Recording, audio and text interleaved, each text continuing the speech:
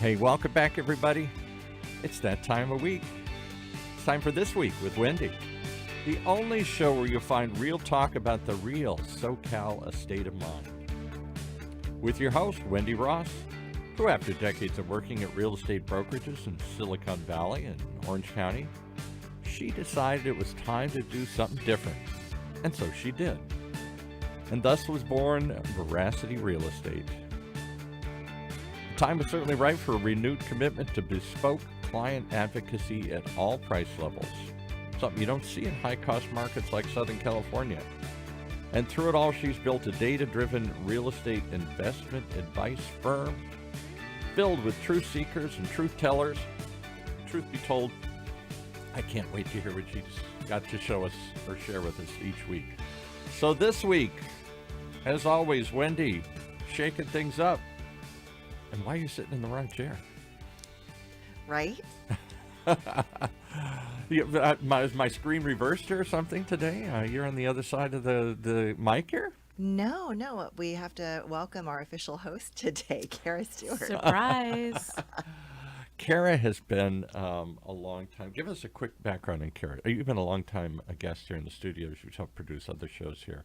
Give us a quick overview of who you are and what you're doing with Wendy these days. Yeah, thanks, Paul. It's so good to be back here behind the mic and with you. And as always with our friend Wendy, I actually here in a couple capacities today.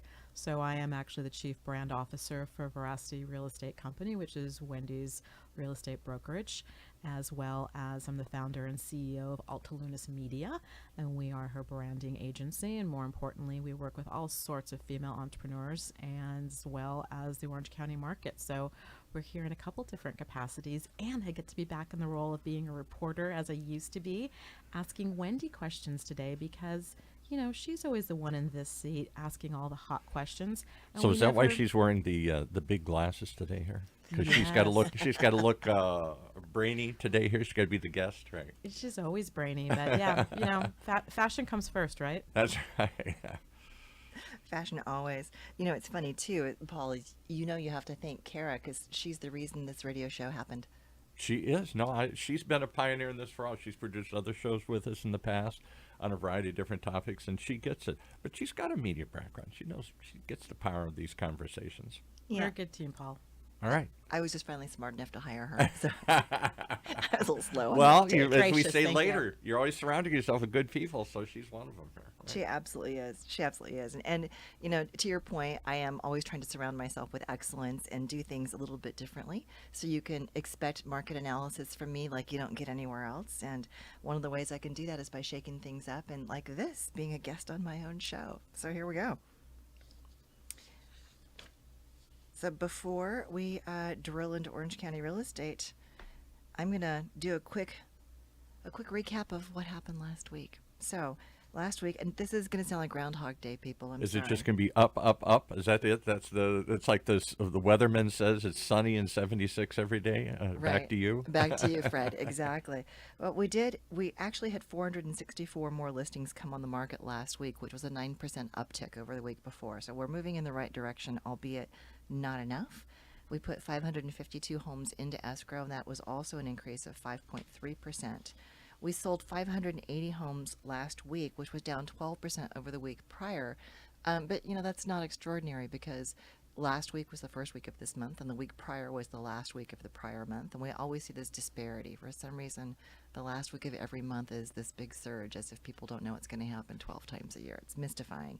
But in any case, median price is still crazy. It held steady at $1,050,000. Didn't change at all, nor did the time to sell. So we're still selling in 6 days on market. And remember, that's about 35 days faster than it should be. So we're continuing to just gobble up all the inventory, sell it really fast, and that's what's keeping our list price to close price ratio so high at 107.7%. That's actually up almost 1% over the week prior. So it's just, yeah,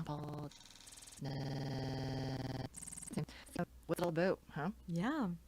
So at this portion of the show, usually when you're hosting, you've already been able to share your This Week with Wendy to give us a snapshot of what happened the past week, but then you're not able to go behind the numbers and give us any context because you're interviewing your guests. I get to this week walk us through not only these numbers, but what they mean.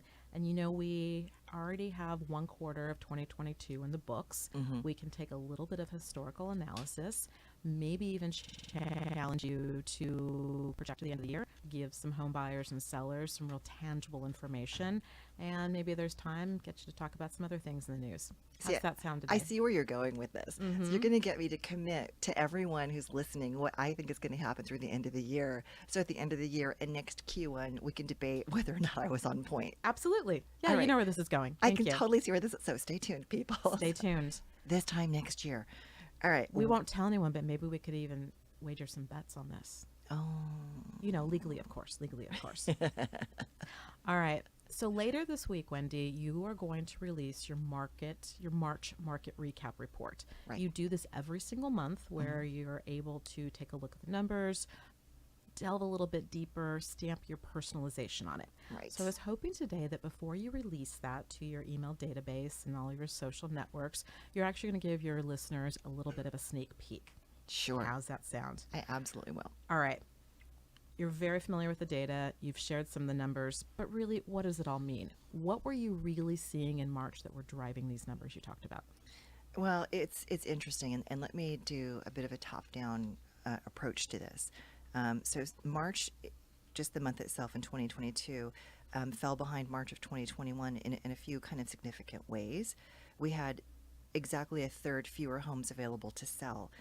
But even so, we sold almost 82% as many as we did last year. So we only fell behind 18% in sales in spite of having so many fewer homes available. And again, even comparing it to last year, this is all under the veil of the pandemic. So this isn't. This is in no way comparison to what March should normally look like. So if we go back and we compare this March to what happened in prior years, we normally would have seen 7,000 to 8,000 homes actively for sale, as opposed to 3,000 to 3,500 for sale, which is nuts. And normally in March we would sell 2,600 homes or so, which is exactly what we're doing. So we're selling exactly the same number of homes with decidedly fewer from which to sell. So that's what's most extraordinary in my mind about this month. And again, this month we sold fewer than last year, March. But what's interesting about last year, March, is we sold a lot more homes than normal. So it was really clearly the beginning of the universe going, oh, good God, we have to live somewhere, So we saw this incredible surge. So anyway, it's not shocking that because we're selling so much of so little, that the prices are getting driven up and they're staying up. I mean, our median price is $1,050,000. That's 25% higher than it was last year, and it's 45% higher than it was pre-pandemic in 2018, 2019, where prices were fairly flat in Q1.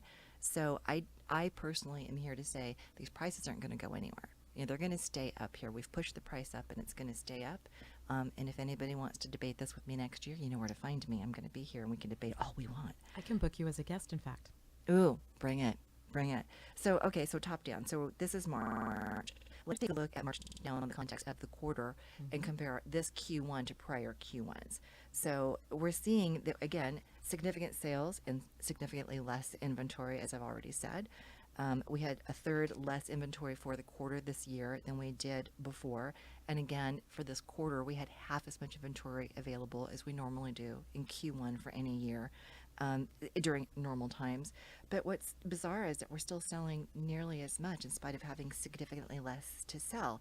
And that has never happened before. We have never, as long as I can find data to track, we have never sold more than 50% of what was available to buy. In March, we sold 77% of the inventory. It's historic and not in a good way. And again, I can't reiterate this enough. If we're selling 77% of what we have, and we would normally sell 30 to 35%, and we're selling it faster in 6 days versus 35 to 41 days, and the median price keeps going up, who in their right mind would think that prices are going to go anywhere anytime soon? There's too much pressure. There's too much demand. So, where to go next? I mean, But to your point, this is no man's land. We've never encountered this kind of market here, but you have such insight into the Orange County zeitgeist of what's happening here. Some of the reasons behind it. You know, you talked about the pandemic already, and you've talked about inflation a little bit for previous on your show. Previous shows, right. But even we've talked about this before. It's maddening to look at national headlines because they really are not germane to the Orange County experience and what you're seeing here. So talk to us a little bit more about that. What are some of these drivers that are happening? Go behind the numbers. Yeah. Just what's happening here that you're seeing as a realtor and just as a longtime resident and as a philanthropist here. You talk to a lot of people. You see a lot of things. I What's ask a going lot on? of questions. Yeah. And you make such a good point because headlines are saying, and accurately, that housing inventory is increasing and that things are starting to calm down. And that is happening in other parts of the country and other parts of the world. It's just we need to remember that real estate is a micro market phenomenon. And real estate needs to be evaluated on a hyper-local level in order to get really good information. So, yeah, the rest of the country is seeing more inventory.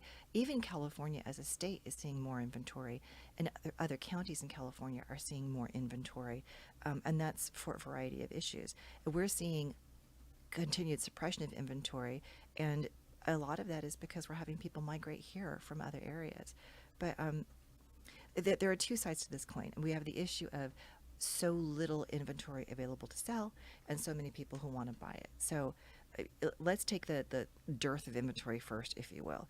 And I'm seeing that this decrease in inventory is an amalgam of issues. There's no one cause for this.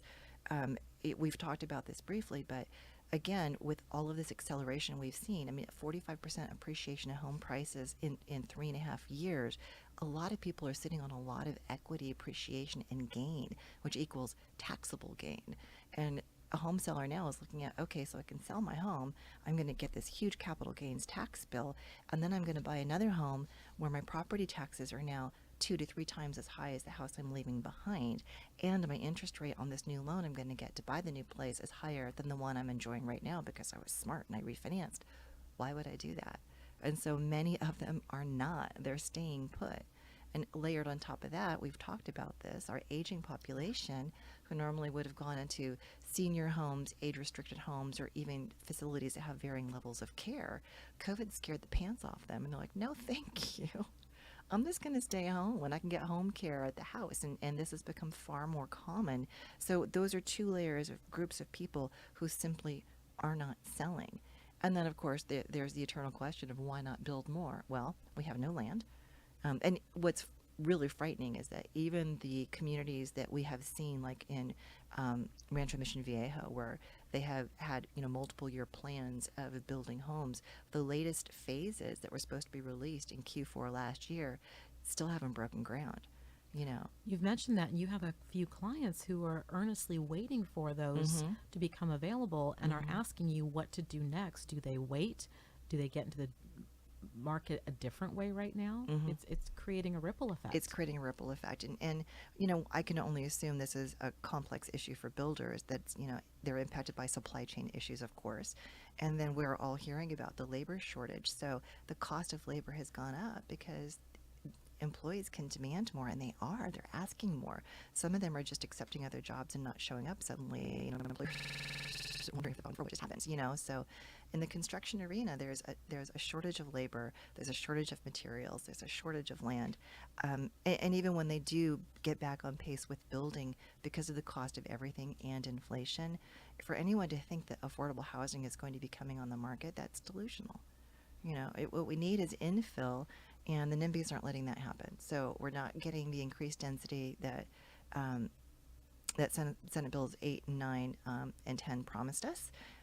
We're not getting the density that we expected through reconverting use of our shopping malls and stuff, which we've talked about, because neighborhoods are coming out with, neighbors are coming out with pitchforks, and they're just saying no. So, and I don't want to blame this just on the older people, but, I'm 56, I'm in that class. A lot of people who have enjoyed what they've enjoyed for decades are not welcoming the increased density. So it's keeping a lid on the inventory. So, and then we've got, again, back to the issue of what's with all the demand. Who are all these buyers and where are they coming from? And thanks to technology, we're able to track IP addresses from computers. So when people are couch surfing or sitting at home and they're surfing the internet and they're looking for homes to buy, we can see where they are. And what's shocking is that a good half and sometimes more than half of the home shoppers looking at listings here aren't from here. They're from, most of them are from the other parts of California, and then in decreasing percentages, other states, and just a few from other countries. So yeah, inventory is increasing in Silicon Valley because they're dumping houses there and they're buying houses here. And same in LA and our other surrounding counties. So we've got this compression of people coming here from other places. And something that we don't talk enough about is the biggest population segment on the planet right now, millennials. Mm-hmm. They are sick of living with family. I mean, they're in their 30s now. They're like, we don't want to live with mom and dad, and we don't want to live with roommates. We want to get married. We want to start our own families, and they are not unhappy or unwilling to compete to buy a home. And what we need to remember is not only are they fighting to buy homes, they're competing to rent them. Mm-hmm. So they've driven prices of both market sectors up so high. I mean, I just checked out this morning, and what blew my mind was the average cost to rent a 2-bedroom condo in Orange County is $3,400. That's my mortgage payment for my house. You have to have two people with extraordinarily high income to be able to get ahead here. Mm-hmm, mm-hmm. And what's really interesting about the millennials are not only what they have endured so far, but what they're about to segue into. You know, you and I are both Gen X. Mm-hmm. So we've been traditionally now the sandwich generation. We're the ones that we've been overlooked, and now we're at the point of taking care of older generations, taking care of younger generations.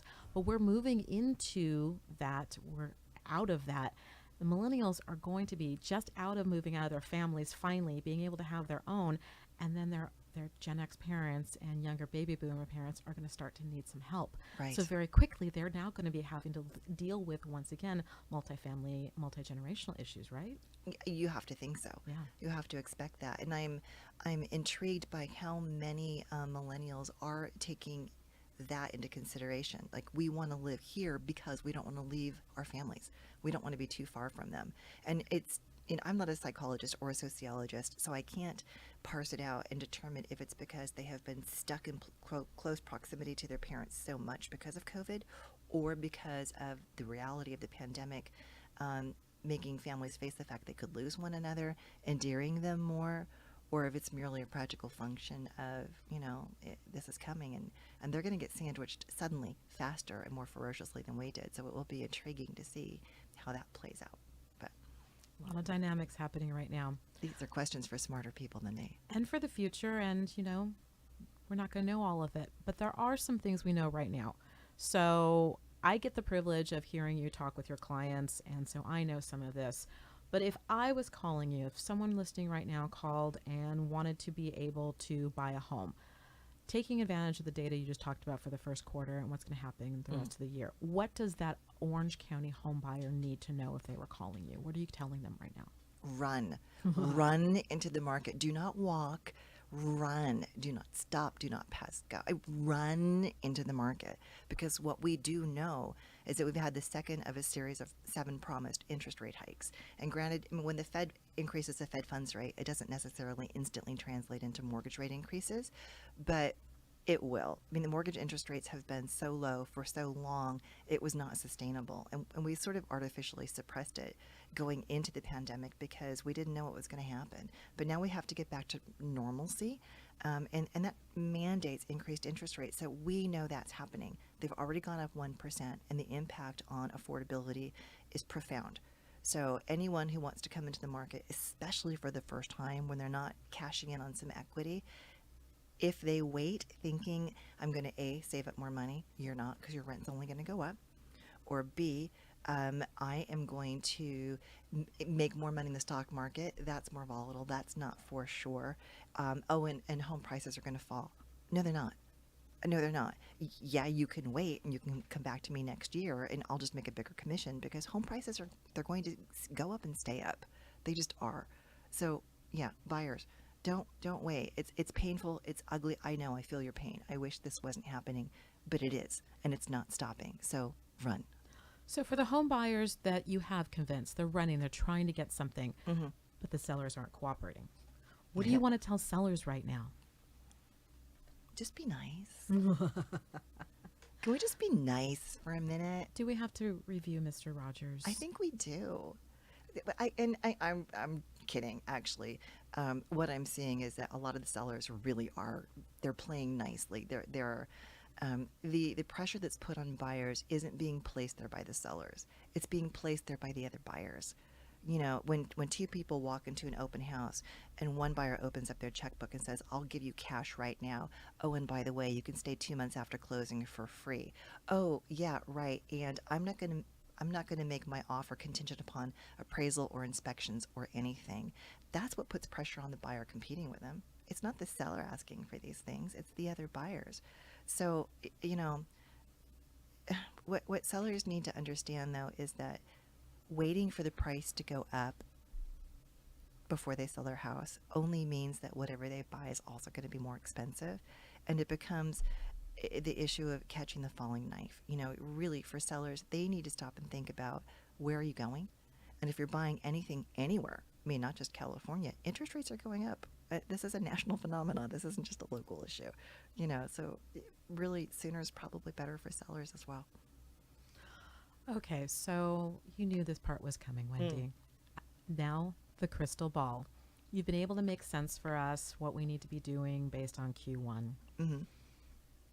If we are sitting here right before the stroke of midnight, December 31st, what are the real estate headlines? What should we be preparing for? What do you think is going to happen the rest of this year?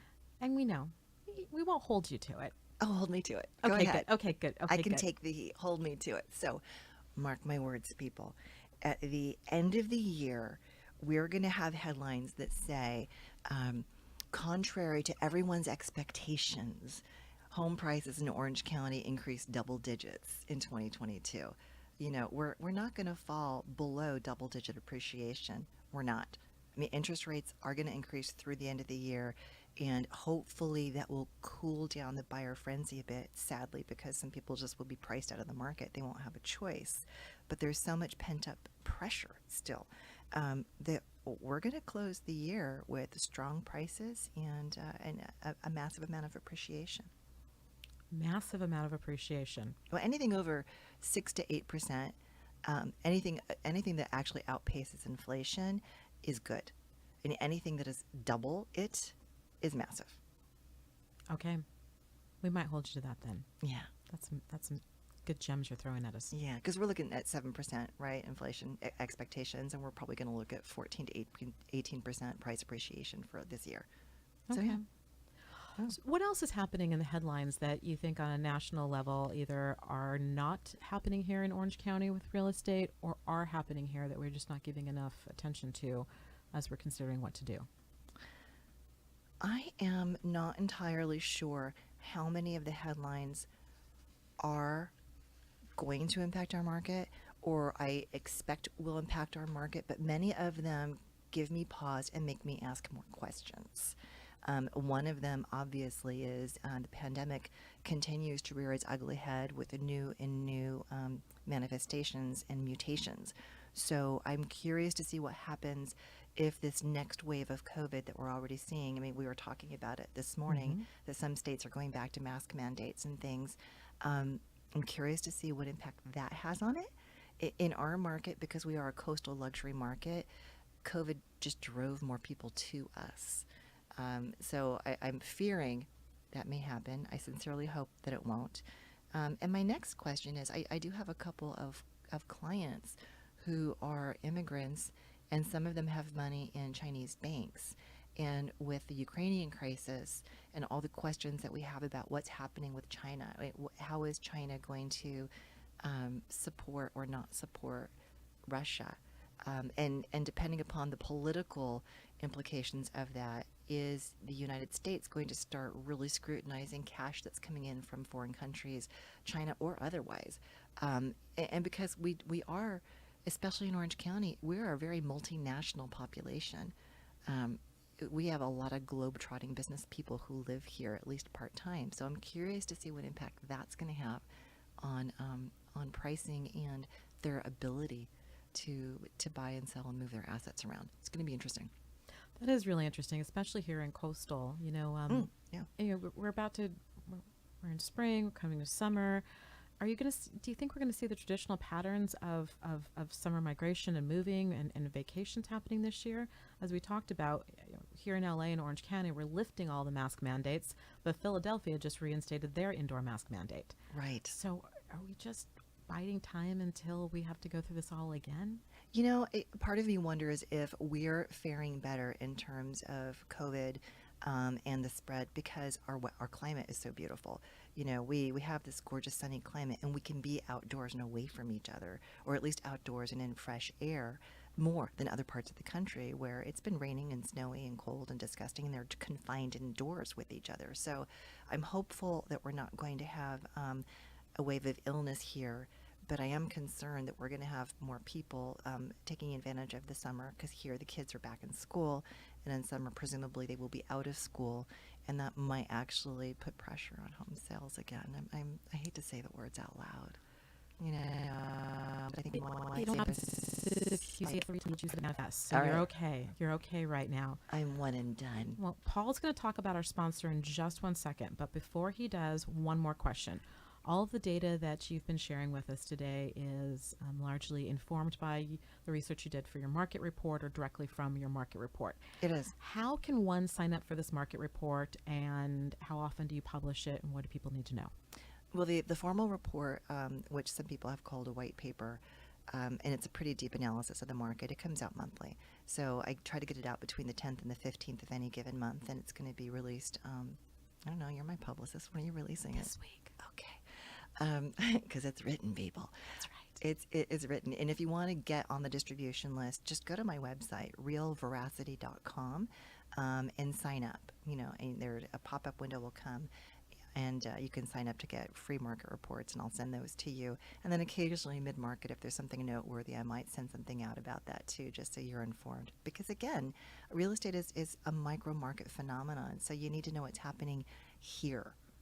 And that's all I talk about. I'm all OC all the time. Absolutely. And I do feel compelled as your CBO to make sure everyone knows we promise you're never spammed. It truly is the market report, and you can do with the knowledge what you will, and then reach back out to any of Wendy's experts for additional information.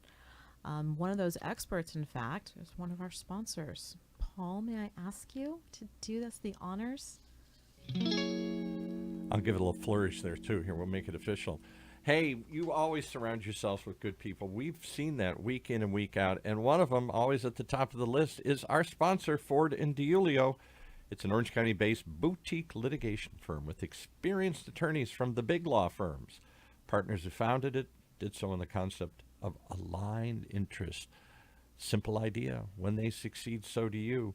So they're rewarded for being efficient and effective, not just dragging it out forever and rising the fees that they all earn.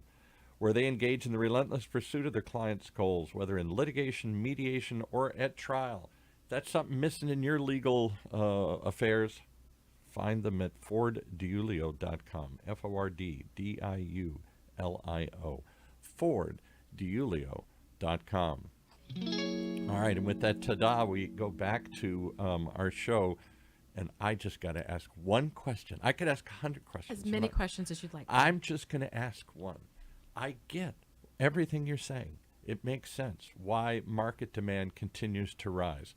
Can't build anymore. People still want to live here. Natural growth, et cetera. It's been cooped up too long. Mm-hmm. My only question always is, where is the money coming from? Where did all these people who said I couldn't afford it when it was the average price was $600,000 or $700,000, how are they now paying $1 million and at a higher interest rate? It's insane, isn't it? Yeah. I mean, it really, really is. Where did they find all this newfound money? Was it all just stashed away and they really had it all along? They just didn't want to use it? Or are they somehow being creative? For example, my daughter and son-in-law have roommates. They bought a place, but the only way they could afford it, that was before, right, was having a roommate. They don't like having a roommate. They got 2 little kids. It's not really... It's not ideal. Not ideal. Yeah. But how else you can do it? And he's now thinking, hey, I got to jump in. If we're ever going to move to a house, I guess I got to do it now. So he's out trying to get approved for $1 million. Yeah. And I'm like, Yeah. but you don't make $1 million. I mean, he's a bank manager. He makes a good salary. My Mm-hmm. daughter makes a decent salary, Mhm.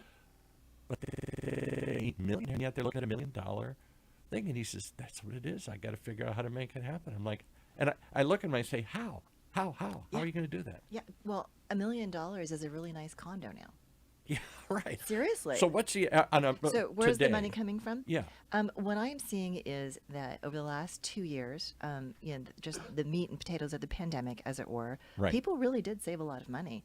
It's fantastically expensive to go out eating and drinking and to the movies and stuff like we did. 'cause So we're they're buying riding. down, and they're They not saved. financing $1 million. They're They're not, financing. yeah. right, I'm seeing larger down payments overall than I've seen in forever. But the flip side of that too is that banks have understood that there are more people with more equity, and the underwriting practices have just been really refined to the point where banks are now offering lower down payment loans, and with interest rates as low as they have been, people could put 5 and 10% down instead Right. of 20, and with the lower interest rate, the payment wasn't that much higher. So the rising interest rates is going to have the most impact on that client, the person who has the smaller down payment, the person who's more okay. rate sensitive. So that's where it's going to be interesting. But yeah, I think, and I also have seen more and more young families where they're sharing cars. They are choosing to eliminate other expenses to Yeah. allow for this. Right. So what is a typical $1 million starter home mortgage payment these days? What am I assuming I put down kind of the minimum, whatever that is, 10, 20% or something? Yeah, you're looking about, well, like I said, the 2-bedroom condo rent, that's about your mortgage payment. But how much would that be then? So what is a mortgage payment on a $1 million house? $3,000? Yeah, $3,200, $3,300. Yeah. Yeah. Wow. Yeah. So, I mean, granted, you have to pay the property taxes and the insurance and all the other stuff, and with a condo, the HOA fees. But wouldn't you rather pay, let's say, $4,000 all in and know that that's a fixed payment rather than be subject to market rents going up? Clearly, but I just don't know where they come up with $4,000. And Yeah. now if interest rate go up, they've hit 5 or close to 5. Mm-hmm. It's true. What if they hit 10 again? What if it's Jimmy Carter years again and we're doing 10 like we all laughed about? We used to say, oh, if I could get something under 10. My first condo I bought for 7 or 8 and I was thrilled. Yeah. This reminds me, this conversation reminds me of a conversation with a commercial broker that I really admire. And he and I came to the same conclusion, and that is the gravy train's over. We have been really, really spoiled for a very long time, and we've made good money, and we've had a fairly inexpensive way of life, and we've been able to go out and do whatever the heck we wanted. And austerity is the new normal now. And people we're going to have to do more with less. Austerity is the new Austerity. normal. Finding a way to get more out of less Mm-hmm. Yeah. or to save more. Yeah. People are buying That's more fewer. than a soundbite, huh? Yeah, Right? it Yeah. really is. It's Yeah. a good one.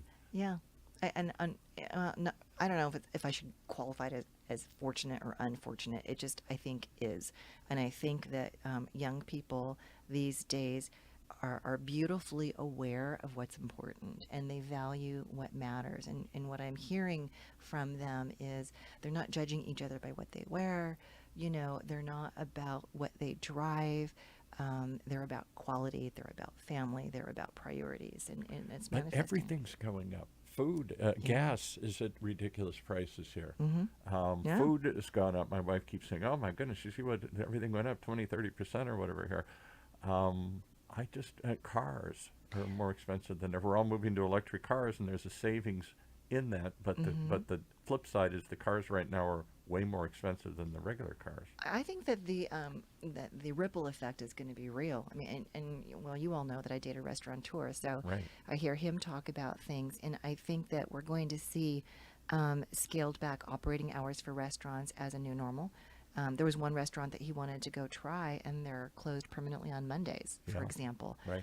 because labor is so hard to come by, and when they get it, it's so expensive. So Well, you and I shared dinner last night preparing for the show, and we won't name the restaurant, but it was, South Coast metro area, and it's a nice higher end restaurant. And they were even expressing that because of staffing shortages and costs, that they close early now, right, they're limiting their hours. and limiting who even just walk-ins into the bar area, which used to be pretty packed, Mhm. it didn't make financial sense for them anymore. Yeah, it's interesting that, and the costs have gone up. I mean, it was well worth it, and thankfully, the older I get, the less I eat. But Kara and I, we had a cocktail and one appetizer apiece, and it was well over $100. So it's not inexpensive. You're right, Paul. I mean, everything is more expensive, and we just have to. I think we have a choice. We're forced to prioritize. So my other question is this. California in the last census, for the first time since they've been doing census, not since they've been doing, but maybe since In a long time. a The long first time in time. a very long time. Very long time, we lost population. Right. We did every year. They just assume California grows. In fact, we're going to lose a couple of congressional seats because of it. That's never happened before. So and all my friends back in the Midwest say, see, it's happening. Finally, people are going to start fleeing California and coming back to the Midwest or to small towns or whatever, particularly because they can work from home now. They don't have to be in the metro area anymore Right. to have their job. Right. Is that a fantasy of my friends back in the Midwest, hoping that people will flood back and drive their housing prices up? Or is this really the sign of something to come? It will become, it'll be Manhattan. It'll be unaffordable for most. Boy, there's a lot of layers to that question. And first, I want to reiterate what I've said in one of my prior market reports. Anyway, was that people who study population growth and migrations, the experts predicted that we would start to see a decline in California population a couple of years ago, and they were right. I mean, we did start with our outward migration patterns, so that was expected, and that's fairly normal. Do I think people are going to flee and flood out of the state? No. Do I think that people are going to, there's going to be some event that causes more to come here? No. What I do know is this, our climate is real. The diversity of our economy is real. There's only so much coastline on Earth. Yeah, right. And people love the beach. Right. So, do I think that we're going to suddenly be a ghost town? No. Do I think we're going to be Manhattan? Yeah. Yeah. I mean, look at Monterey. Look at the Monterey Bay Area. Yeah. Home prices there are triple what they are here. Are they really that much up there? Yeah. I don't go up there that often here. Yeah. Well, and like I said, my father's home was built. It's almost identical to my home. Our homes are less than 12 months apart in terms of age. Built. They're both post-war houses, and his house is exactly the same size as mine. It's on a slightly larger lot. It's in Silicon Valley. He's a 45-minute drive to the beach, so he's not on the ocean. His house is worth double what mine is. Wow. So when we look at other parts just within our state, there's a lot of runway in front of Orange County. Regrettably, prices can continue to go up, and it can be sustained, as is proven in other parts of our state, unfortunately. Okay, I just keep saying, where is all the money coming from? But I guess it's coming from growth, it's coming from savings, it's coming from creative ways to save more and Rice and cut out beans, other beans things. and rice, rice and beans, beans Well, and rice. and also in this gig economy, so many people I know, so many professional people I know who have careers have a side hustle. Absolutely. I know, that's hard to believe, but it's true. I've seen it. Most entrepreneurs I know have several business interests, and even those I know who have ostensibly full-time jobs also have, as you said, a side hustle, or even two jobs that they're working simultaneously, working from home. Right. And it doesn't take that much effort necessarily to get, like, for example, completely unintentionally, I've got advertising revenue coming in to help subsidize this podcast. So yay. Thank Yeah, you. right. And also, I get paid to be an expert witness at trials. So there are other revenue streams that There I you could go. choose to pursue more heavily. So I think we're going to see more of this. Diversification. We're sitting here at the University of California, Irvine's Beal Applied Innovation Center, this cool thing where they try and take innovation from campus, try and turn it into companies, mostly medical devices and medicines and stuff here. So there's all these little techie people running around. They all look like they're 12, and they just raised $12 million or Right, something. right. And one of them down the way from me put a sign up the other day, and it said, this is a regular office, a medical startup, a medical device startup. And the girls could put up a sign, fresh eggs for sale. And she said, we may have to do that, So I'm just saying. You never know. Yeah. We have to fund our startups in all different ways. That's right. Right. Fresh eggs for sale All right. here. we've broken from tradition several times now. We'll bring it back one more Yes. time. Usually at this point, before you close out, Wendy, you always ask your guests some variation of the famous Vanity Fair questions. So we're going to do that. Now, we already know where you reside. You talk about your love for Santa Ana quite a lot. But what you usually haven't talked about is at home, you actually live with someone pretty special. I do. He is so special. You can't see him very well. He's in my brand. Who is he? My boy, Harley. Tell us about Harley. I love me some Harley. So Harley is an 11-year-old Louisiana Catahoula. So he's a crazy hunting dog, and he's fun. He's the breed itself is part Mastiff and part Greyhound. So he's really strong and really fast. And wild dog. And part wild dog. Yeah. So he's very clever. He's my joy. He has been he terrifies people who don't know him. If you ever come to my house, we call it yelling. He'll bark at you hello, and then when he loves you, he'll yell at you when you leave because he wants you to stay. He's just this great big loud bundle of love, and he's been amazing. That dog. He doesn't know his own size or the strength of his voice. So tell us a little bit more about Santa Ana. You know, in all of Orange County, Santa Ana over time has meant different things to different people. Sometimes it's had a negative view in the media and some other things, but we love Santa Ana. Tell people why they should look at Santa Ana as a place to buy or live. Yeah, I bought there.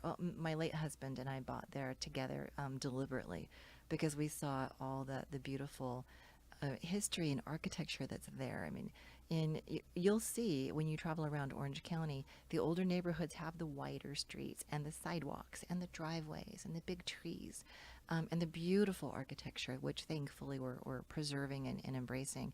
But also when you get to areas where it has been blighted for as long as Santa Ana has, it's the county seat, it's where the jail is, it was lower cost.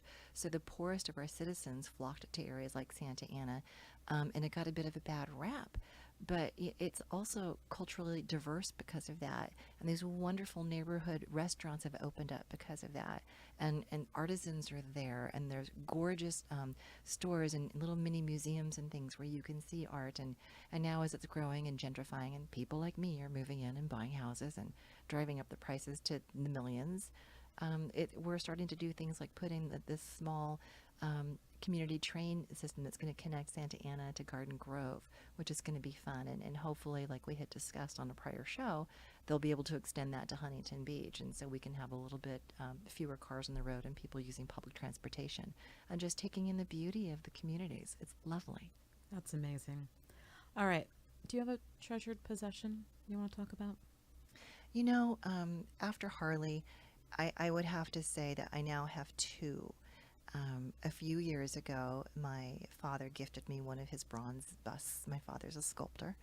And the last time I went up there in this March, he gave me a second one. So I now have a male and a female bust that were made by my father, and they mean everything to me.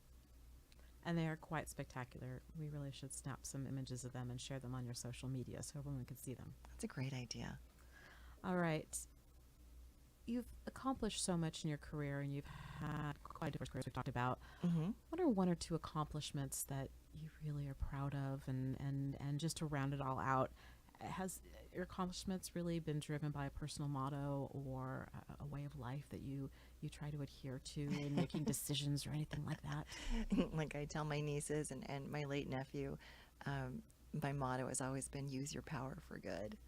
You know, and they knew and they know that I feel like it's every human's responsibility that if you are able-bodied, that you do something for someone else. You just have to get outside yourself.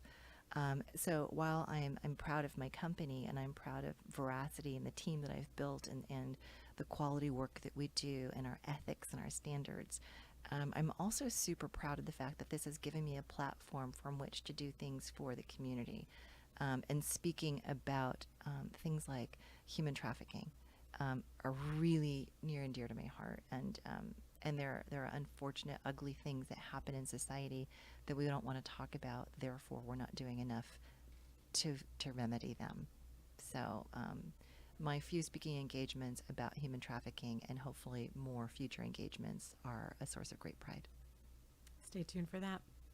Thank you for all you do. You do a lot of work with many of our counties' nonprofits and help people individually and without ever asking for any recognition. So, And, I'd like thank to you for say that. a little bit about two of them, and we've got a few minutes here, right? So, um, another of my favorite nonprofits is Veterans Legal Institute, and we had Antoinette Balta here to talk about that. Um, and my late husband was a U.S. Marine and very proud of it. And he and I spent a lot of as much time and money as we could supporting her work. And what people, I think, don't understand is, well, yes, our veterans do have benefits to which they are entitled. Actually accessing those benefits and getting them can be onerous to the point where sometimes they have to get attorneys to help them demand these services that they're rightfully entitled to. It's sickening and it's, in my mind, criminal. But the work that she does is vastly important. I mean, she helps elderly widows of veterans from being evicted from their homes. She helps veterans who need health care to actually get what they require and what they are owed and what they earned with their limbs, and some of them with their lives. It's vitally important. And a charity that works in concert with veterans as well, the Shea Center. It's an equestrian center down in San Juan, and if you haven't been there, you must go. I mean, they use horses. It's horse therapy to help people who have physical disabilities, and the recovery rate when a child or an adult is put on horseback is exponentially faster and more permanent than when they're not on horseback. There's this relationship between the human and the animal that can't be replicated any other way, and the work that they do is mind-blowing. Helps so many people in our community, and I know the Shea Center is preparing for a gala fundraiser coming up. June and 25th. Excellent, June 25th. And you can check them out. And then also Veterans Legal Institute, not only, Wendy, you're a strong supporter, many of your guests, my company, Alta Lunas Media, we're the agency of record, and we have a grant with them. And we also are preparing for their annual fundraiser. So it's also a great way for brands to get involved as either a sponsor to show their support for the Orange County veterans community, or also donate in-kind items for the auction. Yes, Veracity Real Estate is underwriting the auction. So if anyone has a product or a service or a donation they want to contribute, you can reach out to me at wendy@realveracity.com or call me 949-870-2424, and let's talk about how you can contribute. All right, let's wrap it up on that one more time, Wendy. Thank you so much for allowing me to take the reins just for a little bit here to go a little bit deeper. I'm turning it back over to you. Where can everyone find you? Well, at my website, realveracity.com, of course. I just gave you my phone number and my email, and you can listen to these podcasts wherever you most like to get your podcasts. See you next week.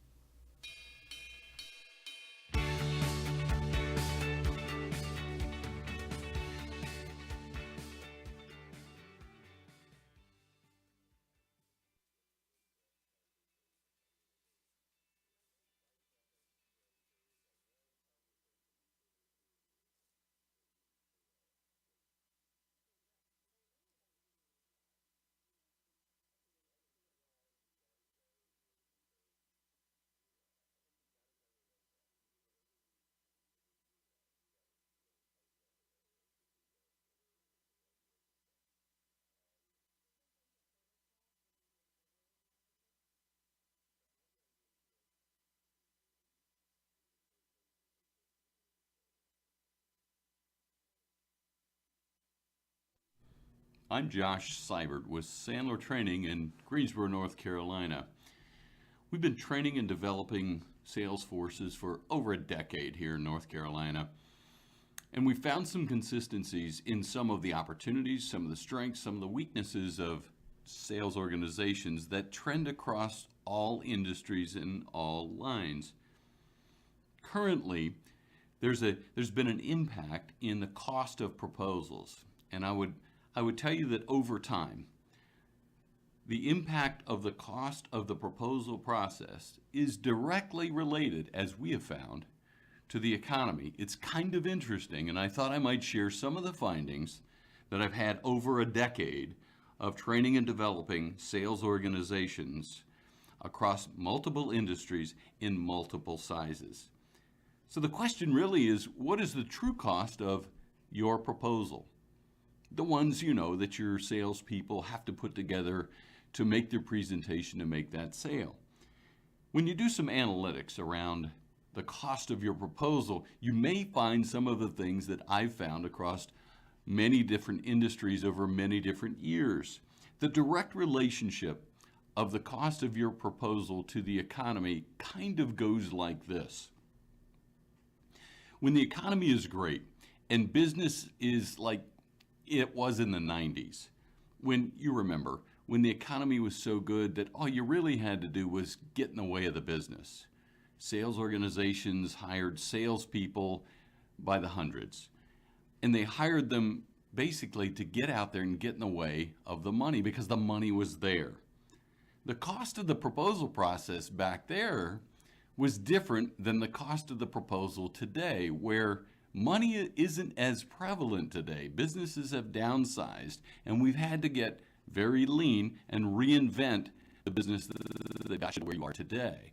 See, those same behaviors back in the 90s, as it were, and even during some of the new millennium, that said all we got to do is get a lot of proposals out there on the street, changed from hire a bunch of salespeople to and get a lot of proposals on the street and get as much of this big pie as we can that's out there, down to we better target and we better get really lean and mean, and for every proposal that we get out there, we got to get as much as we can out of each and every proposal. Both of these relate to the cost of your proposal. It can be positive, but it also can be negative. Generally speaking, I would tell you my findings have been that proposals are very expensive. They're costly in several ways. For instance, how much time does it take to develop your proposal? That costs money. Time is money. It may also cost you indirectly because of the limits of the time your people can spend over pursuing maybe other behaviors or other activities. Hence, the more time that they spend preparing individually these proposals that they ultimately have to utilize on their sales call, the less time they're spending on the sales behaviors that get them in front of the prospects in the first place. So as your company gets leaner and meaner, and we cut out all of the resources and pour more of the responsibility on the salesperson to create the proposals, develop them, print them, color copies, bind them, that takes time. So we may have saved some overhead by reducing the resources necessary and placing it on the one person. At some point, where does it become more costly for your salesperson to generate an appropriate proposal than it does for them to be making sales behaviors that give them the opportunity to get that proposal? So ask yourself that question. Time is money. How much time should they be spending on just creating and developing that proposal? Next, good presentations require a professional, quality, visual, and print materials. That costs money. The AV, the print materials, and all of the technology that goes into building a professional, high-quality proposal costs money in and of itself. Even if you're not doing it in-house, even if you go to one of the local print shops, a Kinko's or a United Parcel Service, UPS store, those types of things, that cost literally dollars, not time, indirect, but direct relationship to building a 400-page proposal with slide presentation and all of the equipment that's necessary to put on a professional, better than the competition proposal costs money. Have you calculated how much it costs, literally the dollars? You might want to calculate that. Lastly, you may invest in these resources, get the business, but have you ever found that the business that you're getting, when you get it, 6 months later, you find that it's not profitable? We spent a lot of time, a lot of money, and a lot of energy in the proposal that got us the business. But we find that business isn't profitable afterwards because we simply didn't do our homework before we built this wonderful proposal. We're so focused on getting anything in this economy that we forget about. We need to make sure that it's profitable when we get it. You know, that gets into all kinds of different things, but proposals can be very costly on the front end, either directly, the materials costs, indirectly, the time, or on the back end. We're so good at the proposal process, we get business even if it isn't profitable to the organization. And salespeople are focused on the wrong thing. So the question is it possible to reduce the cost of your proposals? If the potential's good, that is, if you find there's a good fit with your core competencies and acceptable profitability, submitting a proposal may be worthwhile. And I say maybe. It may not be. But it may be worthwhile, provided, once again, that there's a good fit with what you do best, your core competencies, and an acceptable profitability. In other words, the business would be worth it if you got it. But how do you know those things? How are you going to find out? And how do you leverage those things in your proposal process moving forward? Here's some things that I've found in training, developing, and helping sales organizations grow over the past decade. Number one, standardize your proposals. Start with a template. More often than not, I find that every proposal is a custom start from scratch based on the look and the feel of the salesperson in the organization. Other than maybe your logo, they're different. They're all different. They start in a different place. They end up in a different place. And it's all based upon the salesperson's interpretation of what that proposal needs to look like. So if you standardize your proposals, you can save time, energy, effort by having the basics of the information of your proposals, really the information that defines your company core competencies and the value proposition that you have. We standardize those in every proposal. Think about it for a moment. So all of those are the same. If you're in the business of standardizing those, then everyone's on the same playing field and you can start about 6 chapters ahead every time, saving you time and energy.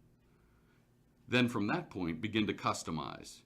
You see, then you have to build around that framework that's standardized and focus on the issues that are most relevant to your prospects' motivators. We call that pain. Right to their motivators, right to the reasons that they want to implement your product or your service in the beginning. You know, this is about 3 or 4 levels deeper than just needs analysis and products and services that match. It gets to their motivators. So, number one, see if you can standardize your proposals. The more standardized they come off of the shelf, then customize and personalize to the individual needs and motivations of the prospects, the more time that you'll save. And the more consistent, by the way, that you're going to look to the marketplace. Here's a second suggestion. Make sure that you're using a selling system that you own. Now, what I mean by that, selling system encompasses 2 different elements. One, your sales process. You should know specifically. Sales organizations that know their sales process. We go from step 1 to 2 to 3 to 4 to get to the proposal process, are much more successful knowing when to propose and when not to propose than other organizations that fly by the seat of their pants and actually just give away proposals, or they don't do the proposal appropriately. So you need a process. You need a process to help you. The second element is the methodology within that process. How do I energize it consistently? But let's focus for the moment on successful organizations that really maximize the potential of the proposal process. When you're selling without a system, it's very difficult to establish an accurate cost for generating proposal. If you don't know what got you there, you don't know how costly each and every one of them is, and you don't know whether or not it's going to be worthwhile and profitable for you to even use a proposal in the process. If you're using a professional selling system, it'll enable you to separate the costs of the earlier steps from the cost of the proposal development and the presentation process. So what we're talking about here is, let's learn from a decade worth of industry-wide trends. Those organizations that don't have a selling system have much higher costs in their proposal process due to the reasons that we discussed earlier in this presentation or in this conversation. Lastly, you might want to consider presenting later in your sales process as opposed to earlier. I find that most sales organizations propose in as soon as possible. They find a little bit of something that the prospect may say they need. We call that a pain indicator. Some problem that they're having, and immediately begin to match up their products and services in some formal proposal process in hopes that they can convince the prospect to buy today. In reality, if we shoot too soon, we may be wasting our ammunition and it's costing us a lot of money. We operate the Sandler selling system here in North Carolina. In our selling system, for example, the proposal is given in the sixth step of a 7-step process. We call it the fulfillment step. The sixth step, as opposed to find something in the first step and propose in the second step, it's in the sixth step, and there's a reason for that. You see, in a 7-step process, we want to use the first 5 steps of the process to uncover the prospects, not only their needs and the reasons that they want to do something, but what's motivating them to make change in the first place. That's the real reason, and that's what they want to see addressed in that process. In that proposal, they want to make sure that whatever they see there hits right to the heart and the cause. That's what we found. It's not necessarily how good your product or service matches the need, but does it strike the motivation? Are they fearful? And does it calm the storm of fear and worry? Are they opportunistic? Are they excited about moving forward quickly? Does it address that motivation? Well, if you don't know what the motivation is, you're not going to know what to build in that process that strikes right to the heart and the core and the soul of why they'll do it in the first place. Secondly, you want to make sure that you're proposing within the budget that they're anticipating. Now, whether it's high or low, more often than not, we find that salespeople propose and then find out that the budget they're proposing is either too low or too high. Now, if it's too high, that's easy. They won't do business with you because it's more than they intend to pay. But what's worse is it's too low. If it's too low, the salesperson generally doesn't get the business because of a number of reasons. One of them being, in reality, the question might be in your prospect's mind, is that a cheap product? Or is it that this sales organization or your company really doesn't get what I want? And they don't want to buy cheap. They want to buy high quality. And they don't want to be purchasing to the lack of knowledge. Now, the third reason why budget is always a problem when presentation is made before we know the budget is if we budgeted too low, you're going to get a piece of it, but somebody else gets the whole banquet. You don't want to be left with the hors d'oeuvre, finding out that your competition got the big piece of the pie. So early on, you want to find out what are the motivators, what is the budget, and most importantly, when we present, we want to make sure that it's time. It's time to present. It's the right time. We want to make sure that the right people are sitting at the table. You know, when we pull the trigger too early, more often than not, sales organizations are presenting to the wrong people at the wrong time. Now we're expanding the proposal process to what should have been a once and done, get a yes or no right here today, to a 6-month process of winding the proposal process, the proposal and the deck and the whole presentation throughout the entire organization, only to find that maybe there wasn't even a motivation to do this in the beginning. The motivation was, hey, if you give me a proposal, it'll make me look good and I'll get a promotion. There's tons of reasons why prospects ask companies to give them a proposal in the first place. Now, these are just a number of different elements that you should consider that we found over a decade of training and developing sales organizations that I thought I might share with you today. Remember, the question is, what is the true cost of you developing and giving a proposal?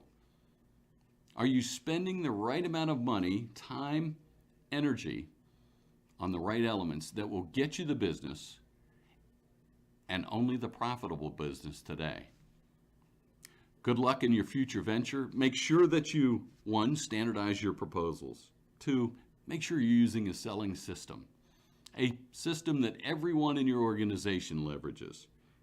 And 3, try presenting later in the sales process as opposed to earlier. Patience is a virtue. Hey, I'm Josh Seibert with Sandler Training, out here on the East Coast, wishing you well and good selling.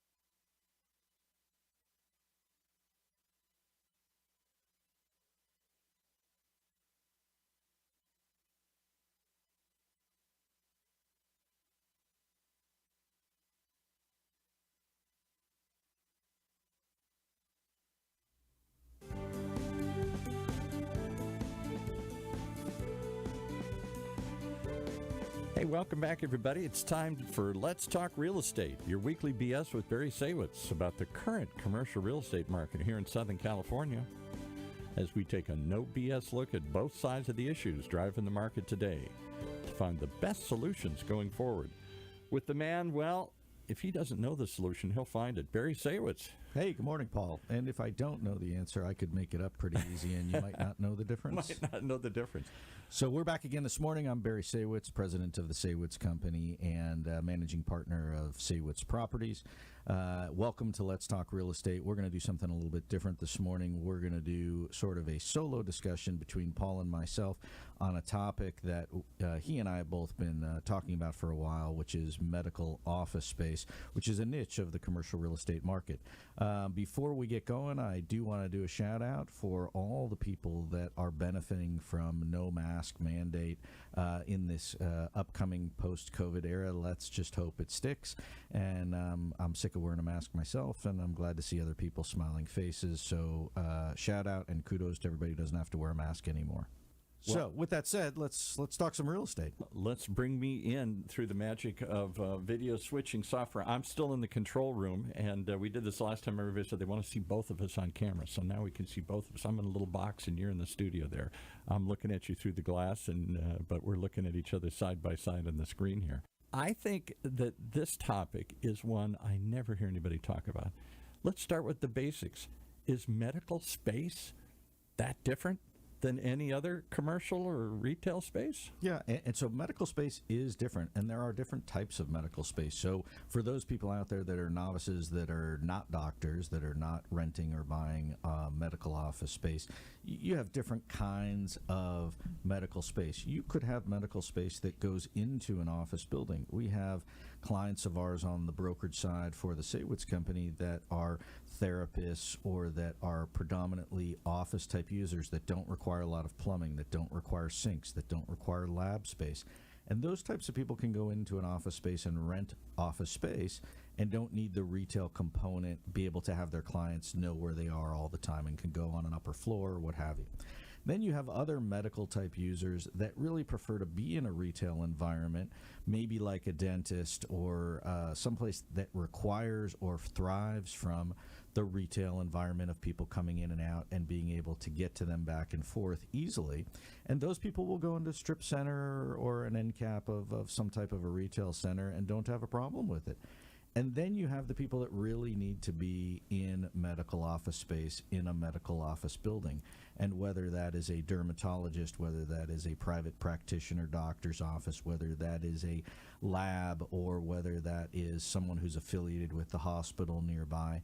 And then the fourth component, not to confuse you anymore, is the standalone, where you have a lab or a medical center. So you might have an OBGYN clinic, you might have an outpatient center, you might have a dialysis center, you might have a surgery center. These are things that are standalone buildings where they really have much larger space and need their own parking and their own identity. So it's important for the average person out there to understand the difference between the different components as we get into talking about the dynamics of each different type.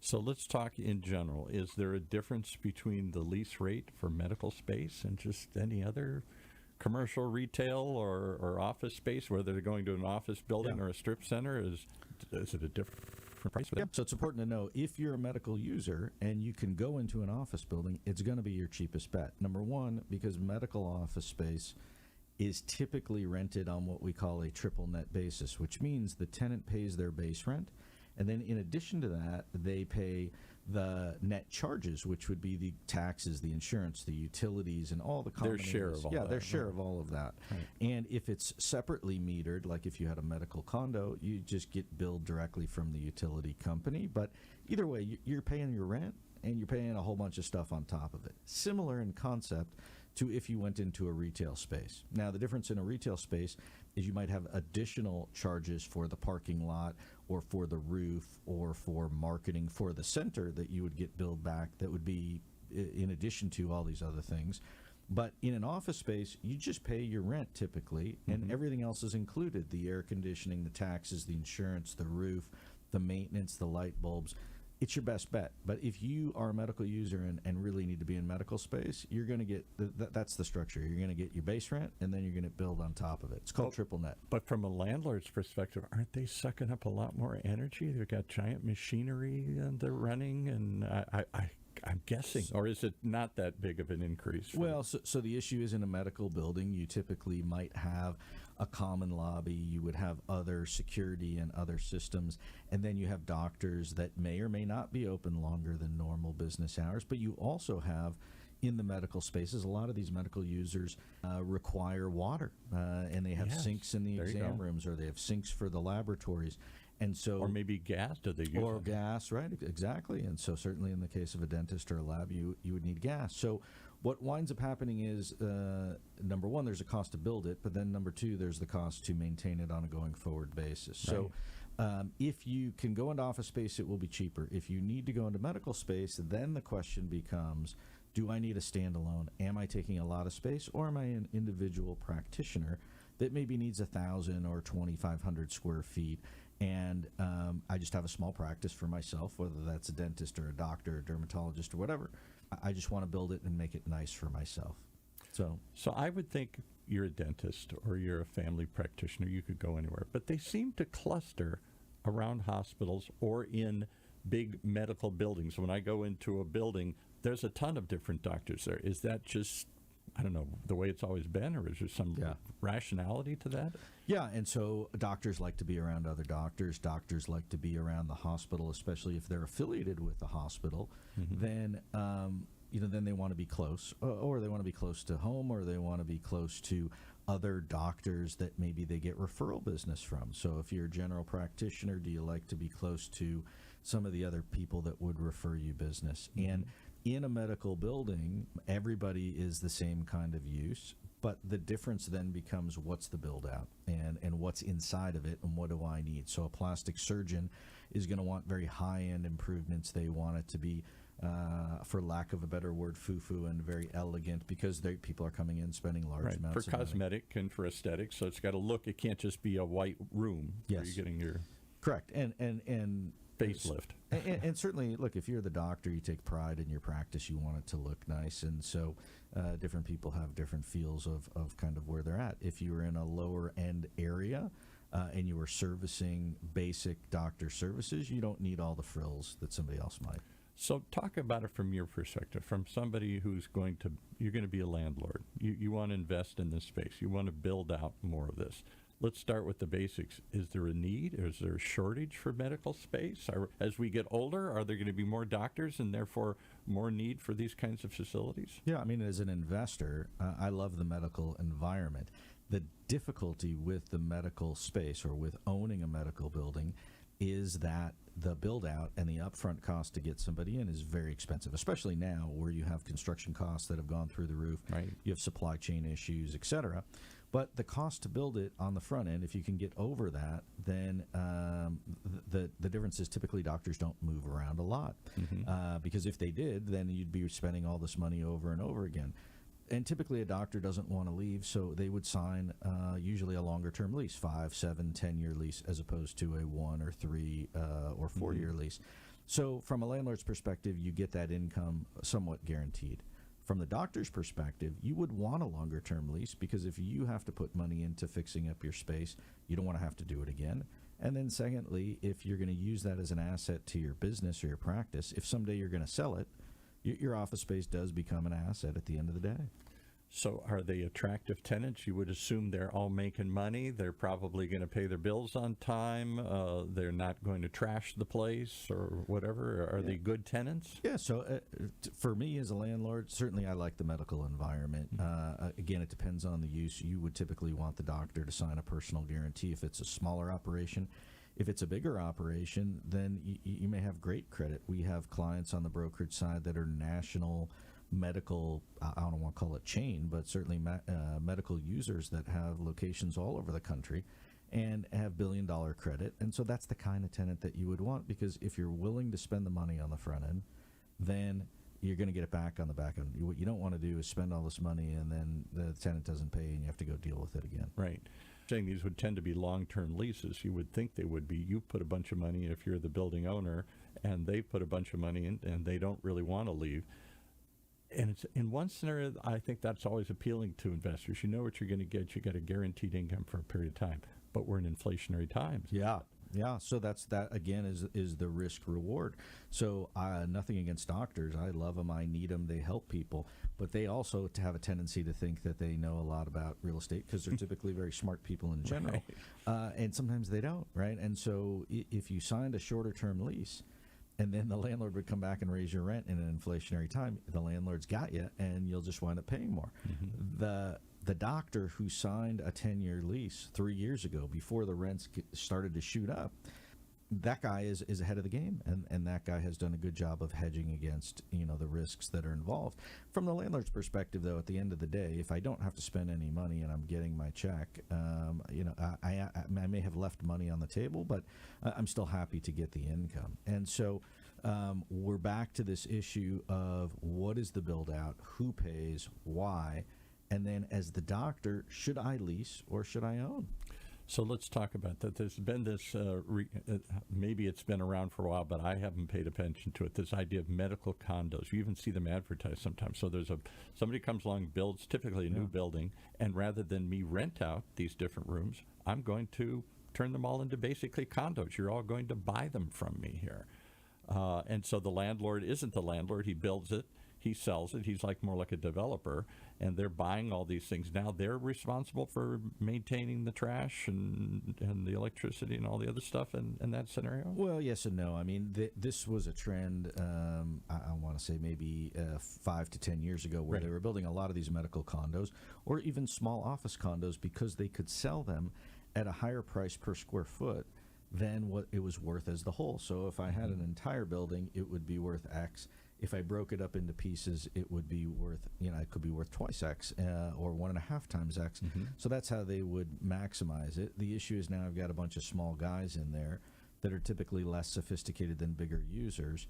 And so you have the dynamic of that. But in today's environment, you don't see a lot of that anymore. And the reason being is that the development for medical space typically tends to be around hospitals and around other medical existing stuff. And it's so difficult to get it built. It's so expensive. It's so time consuming that the developers that are building medical space are typically building bigger chunks. And then the hospitals have an affiliation either with a bunch of these doctors or with a developer where they're giving them business. So, take Hoag Hospital in Newport Beach, for example.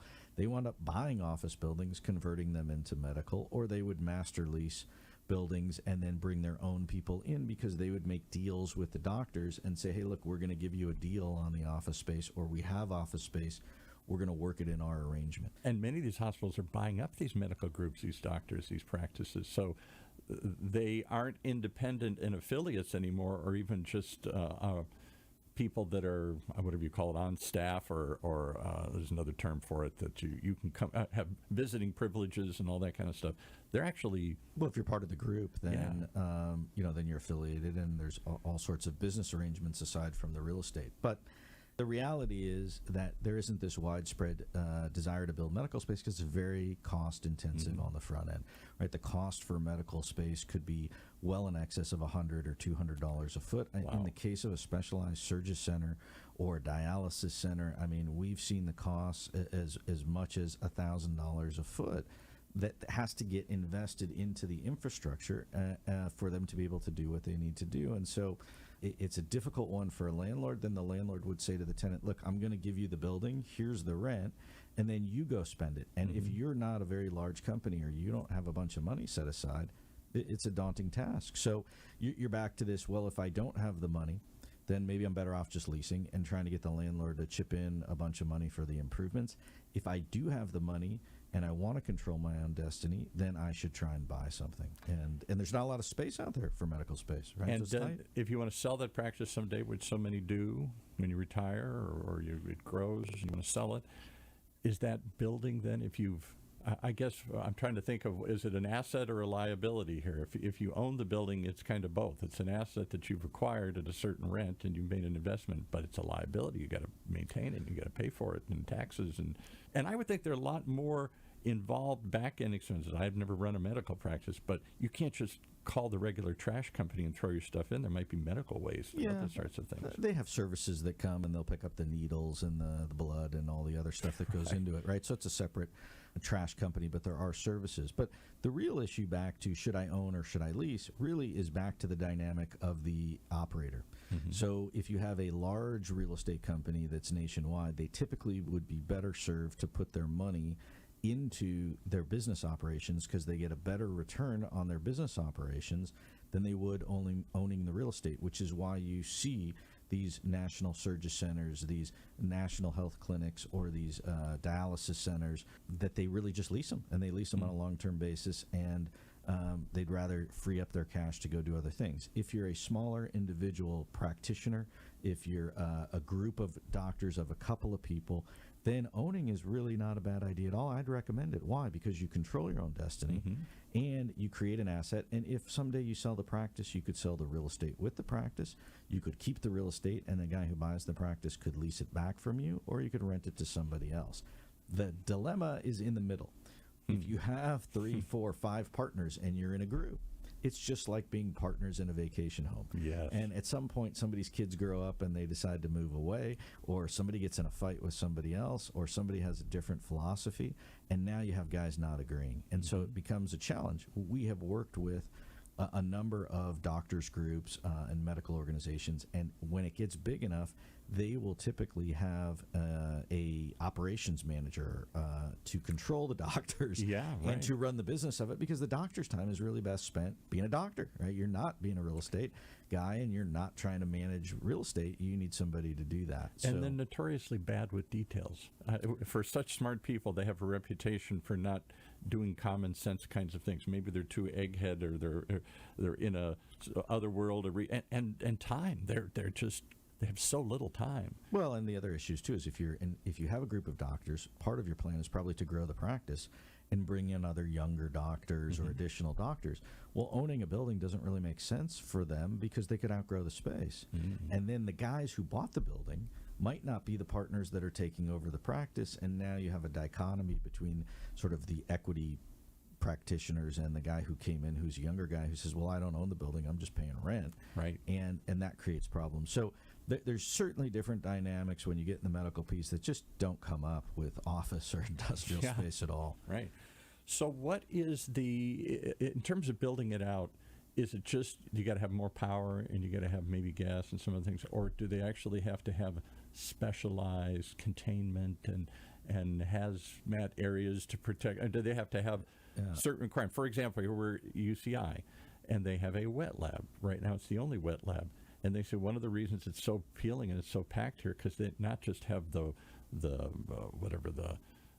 special electron microscopes and the filtration and the air conditioning and everything else, exactly, right? So the special stuff. So now you're getting technical, but for those folks out there, we'll try and keep it simple. The cost for medical space, number one, is the plumbing. If you need a bunch of exam rooms and you need sinks in every exam room, then you have all this plumbing you have to run, and so you got to go cut up all the walls. If it's new construction, it's much easier to do that.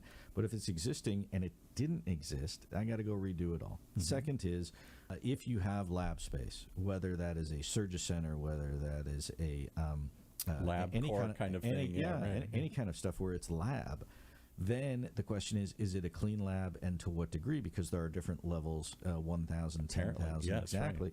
Right. And the cleaner the lab has to be, the more expensive it is. And no landlord is going to chip in to build somebody's lab that is specific for their business. So now the tenant has to do that. So you see that a lot in some of these specialized buildings where you have research going on, and the tenant is basically building a lab within the building. You're building a building inside the building. And they have to have containment. They have to have special ventilation. It can't escape. It can't get out into the public. All these things. So you have additional air conditioning. You have additional permitting. Filters, scrubs, all sorts of that stuff. So that adds to the cost on the front end. And so you're either, as the landlord, is going to chip in the cost of the improvements. They're going to finance it over the term of the lease, and then they're going to build it back in the rent, so the rent's going to be higher. Or the tenant has the cash, or they finance it with their bank, and then they're spreading it out over time. which leads to you can't do a short-term lease on space that's very expensive. I mean, it just doesn't pencil. Are there people who just specialize in this space? I would think there would be because of the complexities of it. And are those developers, those landlords, typically hospitals themselves? Yeah, so typically there are landlords that specialize in the medical genre of building space. There are brokerage companies that specialize in doing medical office space and are familiar with these nuances. Obviously, we do that as well. And there are architects and construction companies that also specialize in medical space. You can't get a guy who's used to building McDonald's and expect him to know what's going on in building a surgery. Or laying out an office for somebody. So, right.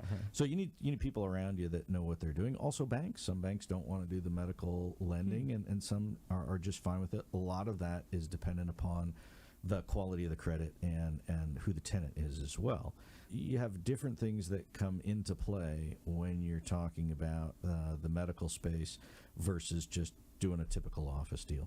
And are these always going to be clustered around hospitals? We're building a giant new hospital in Orange County. The City of Hope is coming in over at the Great Park, and I'm assuming there'll be all sorts of ancillary buildings around them, people who want to be associated with them. Or is it only when a hospital is brought in that we see a sudden upsurge of that, or is there always a need and always a growth in this area? Well, I think there's always a need, but what happens is you have UCI build a hospital, and then all the buildings that are around it become much more valuable as medical space than they were as just office space. So you see office buildings getting converted into medical space because of the proximity to the hospital.